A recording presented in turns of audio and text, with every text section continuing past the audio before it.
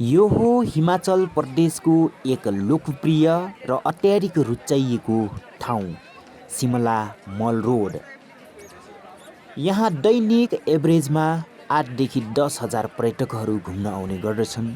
यहाँका दृश्यहरूले साँच्चीकै मनहरू लोभ्याइदिन्छ। यति धेरै मान्छेहरू आउनुको तात्पर्य यो हिमाल क्षेत्रमा सिभिक सेन्सको कुरा गर्नुहुन्छ भने एकदमै सरसफाइ अनि यहाँ र एकदमै सेफ्टी ठाउँ भएकोले पनि यो एउटा पर्यटकीय उद्गम स्थल बनेको छ र म पनि यहाँ छु आज। यो पछाडि देख्न सक्नुहुन्छ यति धेरै मान्छेहरू घुम्दै गरेको देख्न सक्नुहुन्छ।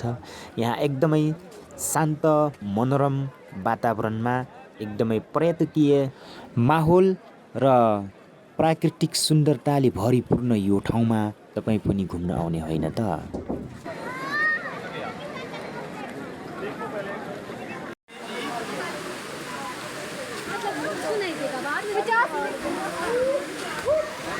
आज पनि म यहाँनिर आएको छु। यो अरू चाहिँ घरमा फर्किने बेलामा म चाहिँ एउटा वनतिर आएको छु।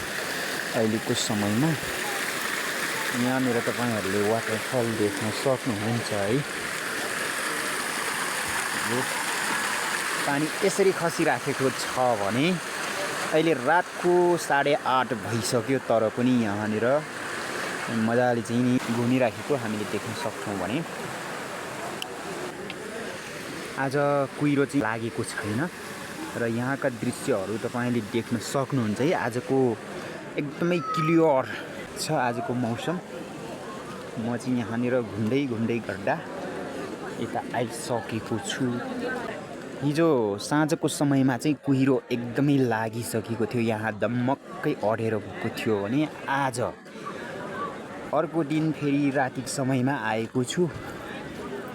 यतातिर चाहिँ एकदमै मजाको दृश्यहरू तपाईँहरूले देख्न सक्नुहुन्छ। यो भनेको मान्छेहरूको भिड लाग्ने एउटा पब्लिक एरिया र पर्यटकीय स्थल पनि हो।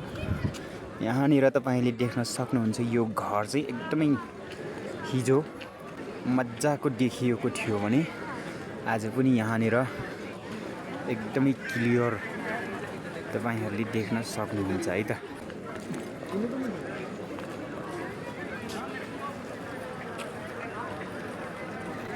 म आज यो ठाउँमा घुम्नको लागि आएको छु फेरि पनि रातिको समयमा र यतापट्टि तपाईँहरूले ब्याकग्राउन्ड देख्न सक्नुहुन्छ। यता सबै चारैतिर यस्तो देखिन्छ है हाम्रो पछाडिपट्टिको घाटपट्टि। म अझै पनि अलिकति तलसम्म जाने प्रयत्न गर्छु। अझै धेरै मान्छेहरू तल पनि छन्।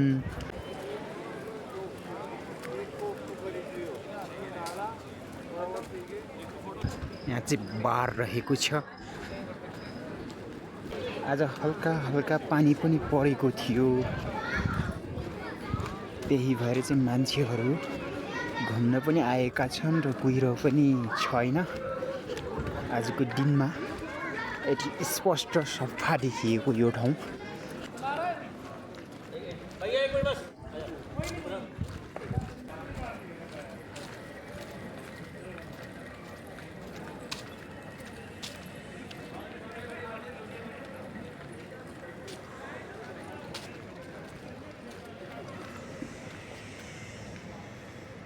यता चाहिँ तारा झैँ चम्किने यो बजारको दृश्य, घरहरूको दृश्य तपाईँहरूले देख्न सक्नुहुन्छ। यति राम्रो देखिएको छ कि यता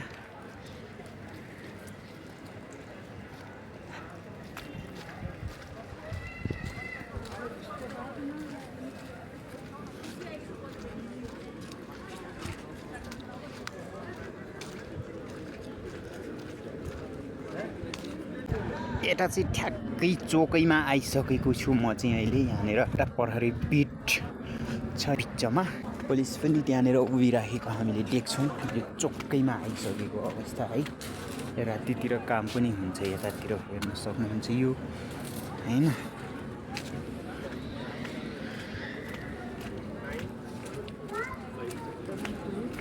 म यतातिर घुम्छु। मान्छेहरू हेर्न सक्नुहुन्छ है यति धेरै मान्छे बजारमा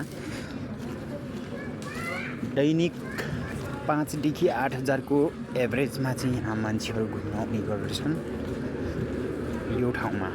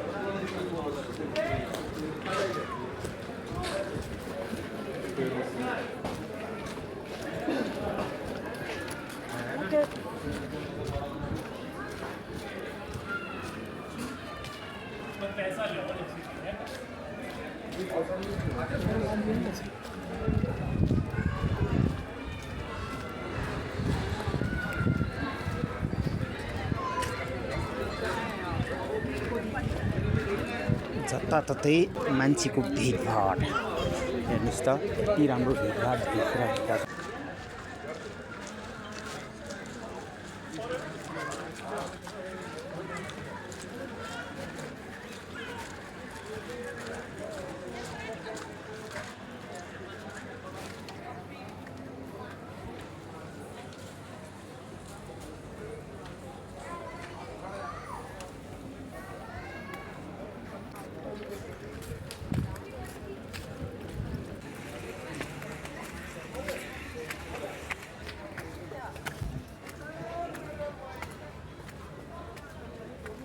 अब यहाँबाट फर्किने छु माथि, अब तल पनि के गर्न जाउँ र हैन।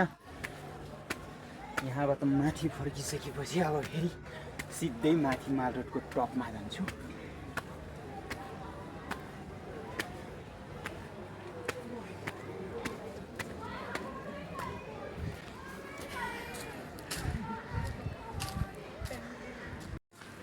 अब चाहिँ म मेरो कोठातर्फ जाँदैछु। यहाँका पसलहरू एउटा दुईटा अझै पनि खुल्ला छन्। सबै पसलहरू बन्द भइसकेको छ है। यहाँ अँध्यारो भइराखेको छ हैन। एउटा दुईटा पसलहरू अझै पनि 10 बजेको प्रतीक्षामा छन्। भनेको 10 बजेपछि सबै पसलहरू बन्द हुन्छ। यो बाटो अहिले सुनसान पनि छ। मान्छेहरू आफ्नो घरतर्फ जाने तयारी पनि गरिराखेका छन्। त्यसै गरेर ह्यान्डिक्राफ्ट भएका पसलहरू एउटा दुईटा खुल्ला छन्। कपडा पसलहरू भयो, यहाँको नास्ता पसलहरू भयो, सबै कुराहरू यो स्ट्रिट फुड पाउनेहरू सबै अब बन्द भइसकेको जानकारी तपाईलाई गराउँदै यहाँको 10 बजे चाहिँ सबै बजार मान्छेहरूको आवत जावत एउटा दुईटा भइ नै हाल्यो। बजारहरू बन्द हुने, यो एउटा दुईटा कता कतै ग्राहक भएका पसलहरू चाहिँ खुल्ला छन्। अहिले ग्राहक नभएका पसलहरू त यहाँ मजाले बन्द भइसक्यो हैन। एउटा दुईटा चाहिँ किन्ने मान्छेहरू भएको पसलहरू अझै पनि खुल्ला छन्। खाजा खाने पसलहरू यहाँको नियम नै 10 बजेपछि बन्द हुने रहेछ। एउटै खुल्डुली थियो मलाई, यो यति धेरै पर्यटक आउने ठाउँमा पसल अनि यहाँका यो घुम्ने ठाउँहरू मलाई लाग्थ्यो खुल्ला नै हुन्छ होला जस्तो लागेको थियो। त्यही भएर आजको दिन मलाई खुल्डुली लागेर त्यो पसलसम्म यानि कि त्यो घुम्ने ठाउँसम्म चाहिँ 10 बजेसम्म बस्न मलाई पनि रहर लागिराखेको थियो। त्यही भएर म बसेको है। यता भित्र चाहिँ अझै पनि खुल्ला नै छन् पसलहरू। मान्छेहरू आफ्नो घरतर्फ जाँदैछन्। अब बेला पनि धेरै भइसकेको छ।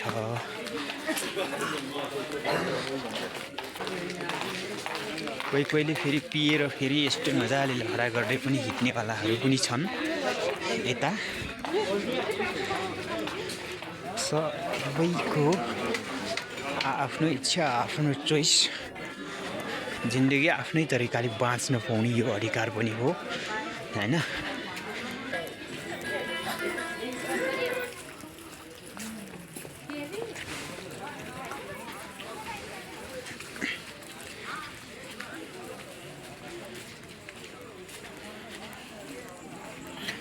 म अब मेरो कोठामा पुग्न लागिसकेको छु है।